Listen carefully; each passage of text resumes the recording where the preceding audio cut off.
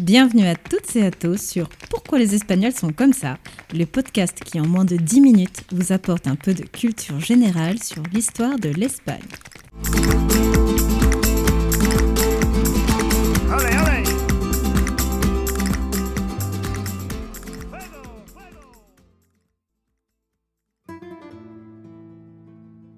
Dans le précédent podcast, je vous avais présenté les apports de la domination romaine à Hispania, et je vous avais expliqué qu'ils avaient permis de développer le pays, mais également d'uniformiser tout l'Empire.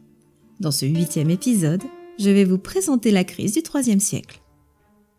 L'Empire romain subit une profonde crise du pouvoir, entre l'anarchie militaire, les usurpateurs, les excisions internes, les invasions barbares et le collapse économique. C'est ainsi que commence donc la décadence de l'Empire romain autour de 230 après Jésus-Christ. Durant 50 ans, presque 30 empereurs vont se succéder. L'inflation était devenue incontrôlable, le commerce était paralysé et les provinces isolées entre elles. Les impôts n'arrivaient pas, les villes étaient seulement approvisionnées en produits de première nécessité et aux frontières, les peuples barbares vont profiter de cette faiblesse pour envahir l'Empire. La crise du IIIe siècle est une conséquence du succès de Rome, car depuis la fin de la République, Rome était entrée dans un modèle de croissance basé sur la conquête de nouvelles provinces, l'exploitation de ses ressources et l'activité économique que le processus de romanisation avait généré. Mais cette expansion s'est arrêtée lors du règne d'Adriano, en même temps que les besoins économiques pour maintenir la croissante machine de l'État. À cela, il faut ajouter le fait que les empereurs ont fait d'importantes donations aux troupes afin de maintenir l'appui de la classe militaire. À cela s'ajoute l'insécurité des routes, car l'État manquait de ressources suffisantes pour y planter des patrouilles. En conséquence, les impôts n'arrivaient pas à Rome, et cela s'est répercuté sur ceux qui maintenaient l'unité de Rome, c'est-à-dire les commerçants. Vu que les voyages étaient trop dangereux, les provinces et les villes ont commencé à se renfermer sur elles-mêmes en ayant recours à une économie autarchique due à la difficulté d'importer des produits. Cette déconnexion des provinces a donné des idées à beaucoup de militaires et politiques ambitieux. Ils décident d'acheter l'appui de l'armée et de se faire proclamer empereur, même si le poste était déjà occupé. Pour rappel, l'empereur était un princeps et non un monarque. Il était élu par la parenté, plus tard par adoption, pour finalement revenir sur le lien de parenté comme au début.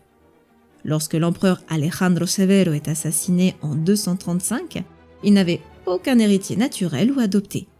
C'est pourquoi, durant l'Empire, une succession de différents empereurs vont se proclamer sans aucune légitimité et être reconnus principalement dans les provinces qui sont sous leur contrôle.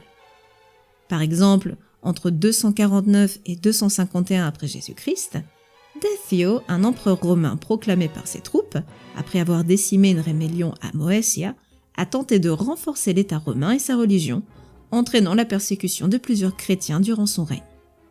La situation a commencé à se stabiliser avec l'ascension d'une série d'empereurs militaires provenant de la province de Illyria. Les provinces occidentales telles qu'Hispania, Gallia et Britannia vont former l'empire gallo entre 260 et 274 après Jésus-Christ. Postumo se déclare empereur de l'empire gallo et se fait reconnaître par les provinces Gallia, Hispania et Germania. Son économie était plus solide, mais à sa mort en 269, Hispania redevient territoire de Rome. L'année suivante, c'est Lucio Domicio Aureliano, un vétéran militaire qui comptait sur de nombreux appuis grâce à son succès face aux tribus barbares aux frontières de l'Empire. Il est proclamé empereur en 270 et réussit en 5 ans à réunir les territoires scindés qui comptaient les provinces les plus riches. Grâce à cela, il a pu réévaluer la monnaie, réactiver le commerce et normaliser de nouveau l'économie. Malgré les succès d'Aureliano, il y avait des problèmes de fond qui n'avaient pas été résolus ni par lui, ni par ses successeurs immédiats. En plus d'une situation économique qui n'avait pas retrouvé son ancienne prospérité, la corruption continuait à ronger l'administration ainsi que l'armée, et il n'avait pas non plus trouvé un moyen efficace pour gérer un empire qui était devenu aussi vaste et aussi complexe. Dioclétiano est proclamé empereur en 284 après Jésus-Christ, et il va oser une réforme qui va diviser le gouvernement entre plusieurs personnes pour faire face aux difficultés de gérer un empire si grand depuis Rome. Il va donc diviser le pouvoir entre deux leaders, l'un appelé Augusto, qui avait un rang majeur, et l'autre appelé le César, qui avait un rang mineur. Le César était choisi par l'Augusto et devait le succéder si celui-ci mourait. Ce système est appelé la diarchie.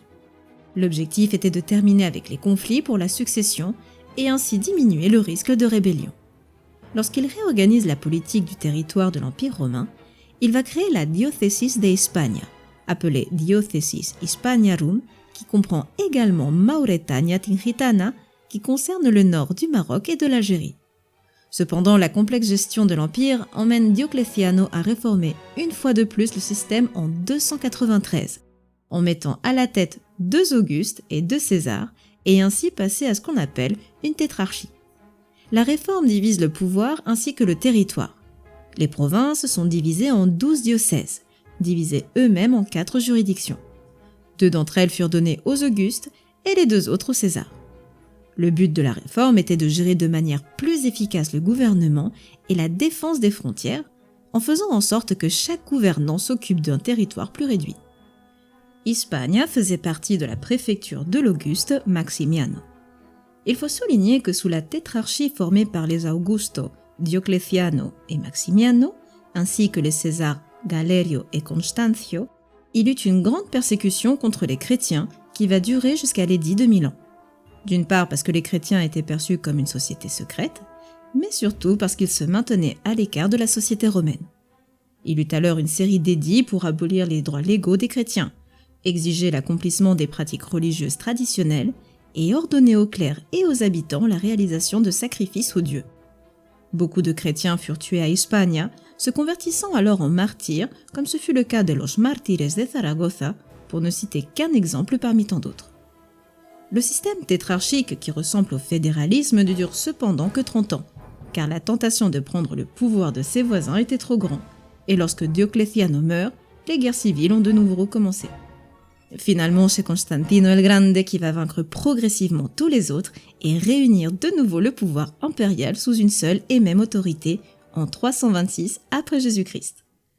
Je vous remercie à tous et je vous dis à la semaine prochaine pour un tout nouvel épisode qui portera sur l'invasion des Visigoths.